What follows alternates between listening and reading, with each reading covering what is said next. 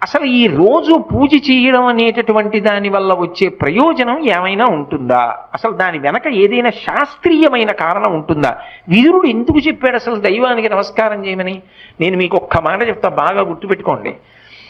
ఎవరు పూజ చేస్తున్నాడో వాడు లోకము చేత పూజింపబడతాడు. నేనన్న మాట బాగా పట్టుకున్నారా? ఎవరు పూజ చేస్తాడో వాడు లోకము చేత పూజ అందుకుంటాడు. అదేమిటండి మీరు అన్న మాట మాకు బాగా అర్థం కాలేదు, మీరు ఏదో అన్నారు బాగుండదని అన్నాను అంతే అంటారా? మీకు వివరణ చేసే ప్రయత్నం చేస్తా. పూజ అంటే ఏమిటి? పొద్దున్నే దేవుడి దగ్గరికి వెళ్ళో దీపం పెడుతున్నా, ఎందుకు? ఎవరు భగవంతుడు? చంద్ర సూర్యౌచ నేత్రే కర్ణావాసా శిరోద్యౌ ముఖమవిదహనో యస్య వాస్తేయమబ్ధి అంతస్తం యస్య విశ్వం సురనర ఖగో భోగి గంధర్వ దైత్యైః చిత్రం రమ్యతే